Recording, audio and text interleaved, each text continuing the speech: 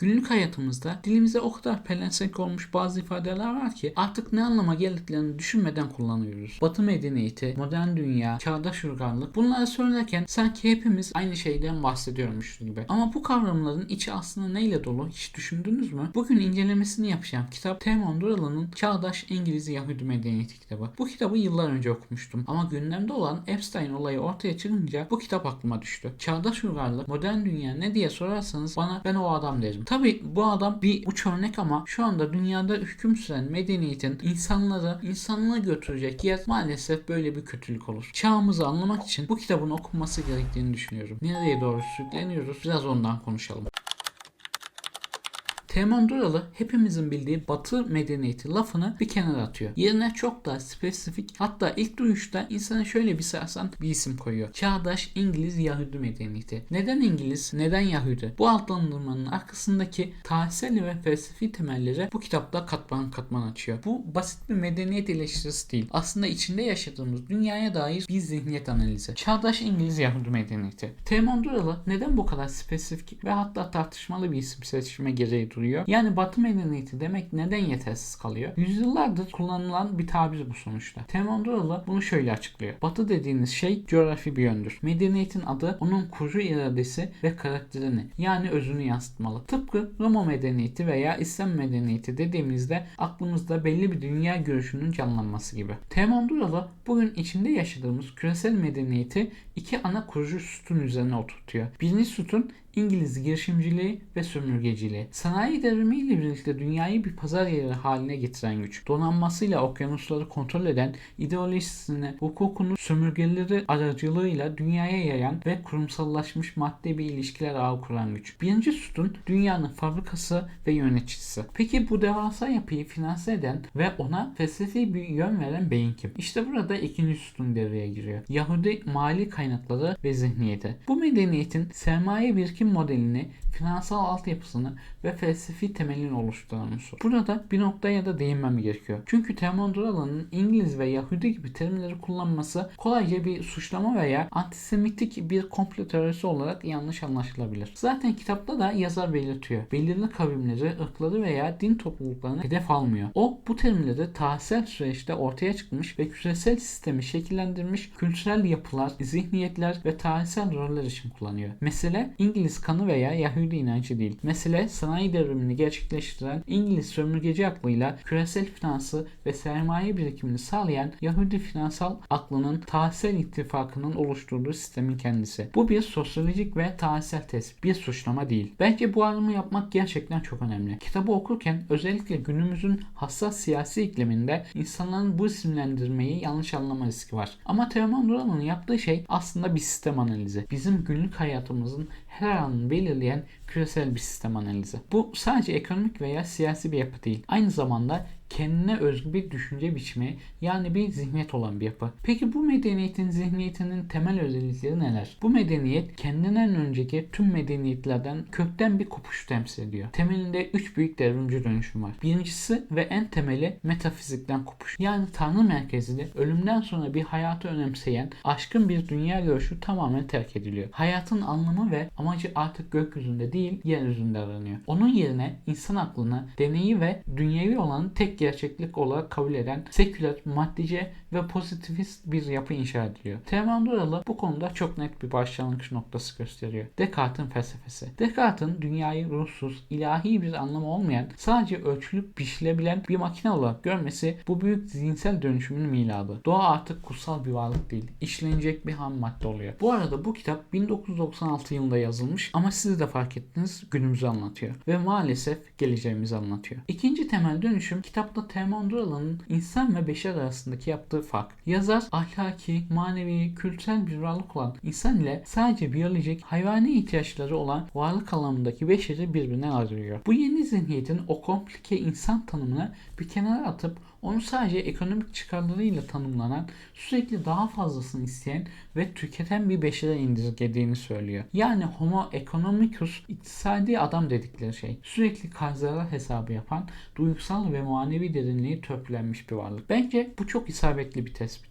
Ben bir şeyi sırf güzel olduğu için değil de bana bir fayda sağladığı için değer veriyorum. Ya da bir sonraki alacağım şeyi düşünerek anlık bir tatmin arıyorsam beşer gibi mi davranıyorum? Bu soruları kendimize sormalıyız. Sistemin istediği tam da bu. Ahlaki bir varlık değil, sadece maddi ihtiyaçları ve çıkarları olan bir canlı. Üçüncü ve son temel dönüşüm ise bireycilik. Önce dünyayı ruhundan arındırdık. Sonra içindeki insanı maneviyatından soyutlayıp biyolojik bir beşere çevirdik. Şimdi de bu beşerin toplumla olan bağını koparıyoruz. Aile, cemaat, millet gibi kolektif insanı kendinden daha büyük bir amaca bağlayan yapılar yerine sadece kendi çıkarını ve hazzını gözeten bireyi ve onun doymak bilmez nefsi yani benlik öne çıkıyor. Bu medeniyetin başrolünde atomize olmuş, yalnızlaşmış birey durumundaki beşer var. Bu üç unsur birleştiğinde yani metafizikten kopuş, insanın beşere indirgenmesi ve bireyciliğin kutsallaştırılması sistemin zihniyeti ortaya çıkıyor. Peki bu zihniyet anlaşıldı ama bu yapı tüm dünyaya nasıl yayıldı? Kendini nasıl bu kadar başarılı bir şekilde sürdürüyor? Çünkü sadece bu bir düşünce değil. Aynı zamanda tıkır tıkır işleyen devasa bir sistem. Kitapta yazar bunları tek tek açıklıyor. 3 temel mekanizma belirliyor. Birincisi sermayecilik yani kapitalizm. Ama onun tanımı bizim bildiğimizden biraz farklı. Geleneksel ekonomiler mevcut ihtiyaçları karşılamak için üretim yaparken bu sistem devrimci ve yazara göre gayri tabii bir şey yapıyor. Sürekli kar edebilmek için önce sende olmayan ihtiyaçları üretiyor. Sonra da o ihtiyacı karşılayacak ürünü sana satıyor. Bunu düşünün. Önce ürün var, sonra o ürüne yönelik bir ihtiyaç hissi, bir arzu oluşturuyor. Günümüzdeki reklamcılık ve pazarlama endüstrisi tamamen bu fikir üzerine kurulu. Sonu gelmeyen sürekli hızlanan bir üretim tüketim sarmalı bir sistem inşa edildi ve o sistem tıkır tıkır çalışıyor. Mesela telefonunuz çalışıyor olsa bile bir üst modelini istemeniz, modası geçtiği için gardırobunuzu yenilemeniz bunlar hep üretilmiş ihtiyaçlar. Peki bu doymak bilmez üretim sarma için gereken kaynaklar nereden gelecek? Bu da bizi ikinci şarkıya getiriyor. Sömürgecilik ve emperyalizm.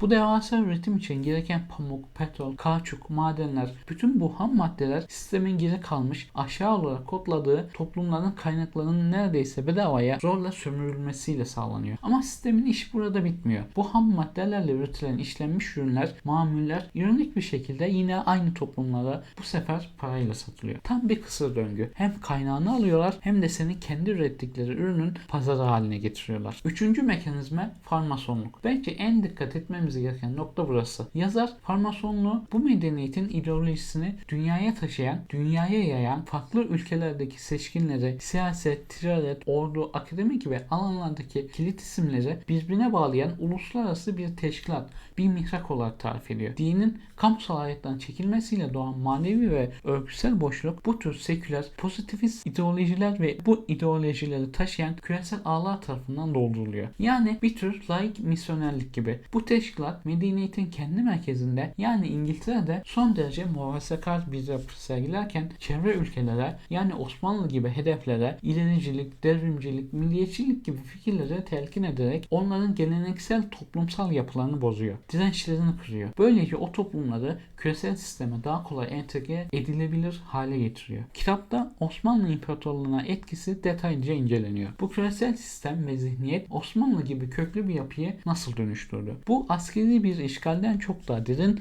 ve kalıcı bir zihinsel operasyondu ve bu operasyon iki ana araçla yürütüldü. Birincisi eğitim. Özellikle protestan misyoner okulları aracılığıyla. Önce imparatorluk içindeki yerli Hristiyan toplulukların Rumlar, Ermeniler, daha sonra ise Müslüman seçkinlerin çocuklarına batılı düşünce yapısı aşılandı. Yani bir nevi zihinsel sömürgeleştirme. Kendi ülkesinde ama başka bir medeniyetin gözlüğüyle dünyaya bakan bir nesil yetiştirmek. Çok sinsi bir yöntem. İkincisi ideolojiler. Özellikle Harbiye ve Tıbbiye gibi kilit Osmanlı kurumlarına sızan farmasonluk aracılığıyla kavmi milliyetçilik ve pozitivizm gibi batı kökenli fikirler sistematik olarak yayıldı. Bu önemli bir soruyu gündeme getiriyor. Bir imparatorluğu ne bir arada tutar? Kitaba göre Osmanlı'yı bir arada tutan farklı etnik kökenleri aşan İslam'ın birleştirici kimliğiydi. Bunun yerine her kavmin kendi etnik kökenini kutsayan milliyetçiliğin getirilmesi imparatorluğun parçalanmasını hızlandıran bir zehir oldu. Türk, Arap, Arnavut, Kürt hepsi kendi ulus devletini kurma peşine düştü. Kitapta dil meselesine de özel bir vurgu yapılıyor.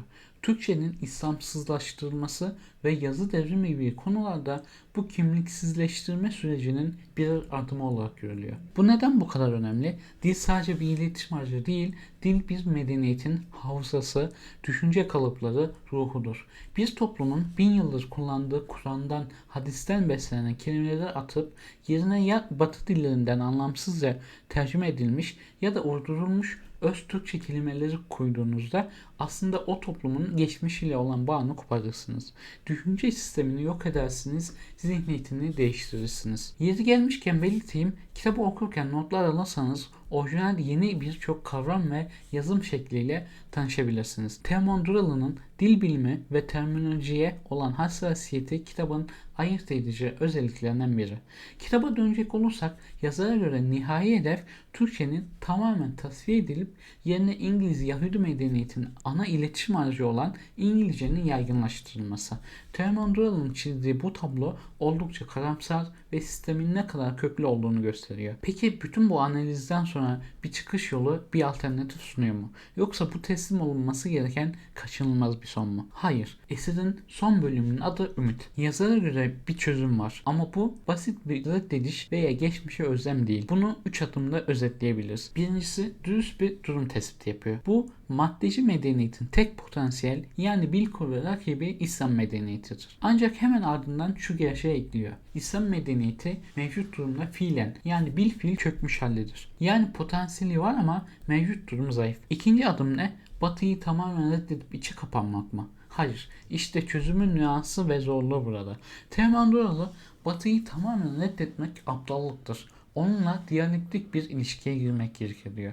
Kendi ifadesiyle şöyle diyor. İngiliz Yahudi medeniyetinin bilim, fen ve iktisat sahalarında yeniden yapılandırılması gerekiyor. Ancak bu İslam'ın öngördüğü edep ile ahlak çerçevesinin onlara kabul ettirilmesiyle mümkün olabilir. Yani tekniği ve bilimi alıp o tekniğe ruh ve anlam verecek olan zihniyete dönüştürmek. Üçüncü adımda yazar bu noktada sorumluluğu belli bir gruba yüklüyor. Ona göre bu zihinsel mücadeleyi hem Batı'yı hem de İslam'ı en derinden bilen bu iki dünyanın diline, felsefesine ve tarihine hakim olan entelektüel düşünürlerin ve araştırmacıların başlatabileceğine inanıyor. Neden özellikle onlar? Çünkü bu zihniyetle en yakından ve en sancılı şekilde yüzleşmiş olanların onlar olduğunu düşünüyor. İşte bu yüzden eğitim ve öğretim bu kurtarıcı öncü kadroların yetişmesi için sürecin mutlak kilit taşı. Gerçek bir bağımsızlık ancak bu zihinsel bağımsızlıkla mümkün olabilir. Bence bu son bölüm kitabın en umut verici ama aynı zamanda bana göre biraz eksik kısmı. Çünkü bir yandan çok idealist bir çözüm sunuyor ki buna ihtiyacımız var. Ama diğer yandan da çözümün nasıl pratik olarak hayata geçirilebileceği konusunda biraz muğlak kalıyor. Tam bir reçete sunmuyor. Şunu da belirteyim. Bana göre Teoman Duralı bu toprakların yetiştirdiği az bulunan ender adamlardan biriydi ve zaman geçtikçe çok daha fazla konuşacağımız isimlerden biri olacak. Ben Teoman Hoca'yı TRT2'deki felsefe söyleşileriyle tanıdım. Sonra kitabını okumuştum. Hatta bende bir hatırat kitabı var. İlerleyen zamanlarda da hocanın hayatını anlatmayı planlıyorum. Bu kitap size ne kadar? Yahudilerin ve Siyonizmin karanlık tarihini, kodlarını ve arka planını başlangıçta günümüze bu kitapla öğrenebilirsiniz. İlmek ilmek planlarını nasıl hayata geçirdiklerini, sermaye üzerinden kurdukları saltanatını, işbirliklerini, tüm ayrıntılarını Teoman Hoca çok güzel anlatmış. Bence kitaptaki en ilgi çekici konulardan biri İngilizlerin ve Yahudilerin kendi yaptıklarını başkası yaptığında kendi sahip olduklarına başkası sahip olmak istediklerinde o başkasını nasıl ezdiklerinin anlatıldığı kısım. İngilizler bütün dünyaya monarşinin kötü olduğunu, modern çağda yeri olmadığını ava altından anlatır. Lakin kendilerinin monarşileri vardır. Yahudiler tüm dünyaya bir devletin şeriatla yönetilmemesi gerektiği propagandasını yapar. Ancak kendi devletlerini şeriatla yönetirler. Bu çifte standart meselesi Teoman Hoca'nın analizinde gerçekten de çok vurgulanan bir nokta. Sistemin merkezindekiler için bir kural seti var, çevre için başka bir kural seti var. Peki tüm bu yoğun tartışmanın sonunda ne anlamalıyız? Teoman Duralı'nın bu analizi size içinde yaşadığımız dünyaya bakmak için yepyeni ve belki de oldukça rahatsız edici bir bakış açısı sunuyor. Her gün maruz kaldığımız küresel kültür, içinde çarkları döndürdüğümüz ekonomik sistemler veya ülkeler arası siyasi ittifaklar tesadüfen oluşmuş şeyler değil. Arkasında derin bir felsefe, tarihsel bir proje ve çok güçlü bir zihniyet barındıran yapılar. Teoman Duralı analizin sonunda şöyle diyor. Bu medeniyet tarih boyunca ilk defa dünyayı şiirinden, doğayı saflığından, insanı masumiyetinden tamamen yoksun hale getirmiştir. Bunu bir durup düşünün. Günlük hayatınızda kullandığınız teknolojiden, tükettiğiniz ürünlere, sosyal medyada inşa ettiğiniz kimliklerden, eğitim sistemine kadar her alanda bu masumiyet kaybını ve şiirin yok oluşunu gözlemleyebileceğiniz anlar var. Kitabın bir başka ilginç yanı da yazıldığı dönem olan 2000'li yılların başına göre bugün çok daha fazla yankı bulması. Küreselleşme o zamanlar yeni yeni konuşuluyordu. Bugün ise sosyal medya, yapay zeka, dijital para birimleri, tüm bunlar Teoman Hoca'nın bahsettiği sistemin daha da derinleşmiş ve sofistike hale gelmiş versiyonları gibi görünüyor. Bu açıdan kitap zamanın ilerisinde bir çalışma. Kitap bazen akademik bir analizden çıkıp neredeyse kaderci bir ton alıyor. Yani sistemin bu kadar güçlü, bu kadar her yere nüfuz etmiş olduğunu vurgularken okuyucu bir çaresizlik hissine sürükleyebiliyor. Ama belki de bu da Teoman Hoca'nın bir amacı. Önce sistemin gerçek boyutlarını göstermek, sonra ona karşı direnmek olabilir. Sonuç olarak çağdaş İngiliz Yahudi küresel medeniyeti okumaya değer mi? Kesinlikle. Ama şunu da belirtmek gerekiyor. Kitap size hazır cevaplar vermiyor. Sizi sorgulamaya itiyor. İyi bir kitaptan beklenecek şey de budur zaten. Bu kitabı okuduktan sonra alışveriş merkezinde dolaşırken, sosyal medyada gezinirken, hatta bu videoyu izlerken bile farklı sorular sormaya başlayabilirsiniz. Bu ihtiyaç gerçekten benim mi yoksa bana mı empoze edildi? Bu bilgi bana gerçeği mi gösteriyor yoksa belli bir gerçeklik algısı mı inşa ediyor? Ben bir insan gibi mi yaşıyorum yoksa bir beşer mi? Kitap size dünyayı farklı bir gözle görmeyi öğretiyor. Hem fikir olsanız da olmasanız da düşündürüyor. Ve düşünmek Teoman Hoca'ya göre insanı beşerden ayıran en temel şey. Belki de sistemin en çok korktuğu şey düşünen, sorgulayan, kendi zihniyetini analiz edebilen insanlar. Bu kitap üzerine ve günümüz medeniyeti üzerine daha çok konuşulması gereken konular var. Benim söyleyeceklerim şimdilik bunlar. Peki siz ne düşünüyorsunuz? Teoman Hoca'nın analizi ikna edici mi? Yoksa size fazla abartılı ve komplo teorisine kaçmış gibi mi geldi? Yorumlarda konuşalım. Videoyu beğenmeyi, kanala abone olmayı unutmayın. Bir sonraki videoda görüşmek üzere. Kendinize iyi bakın. Hoşça kalın. Edebiyatta kalın.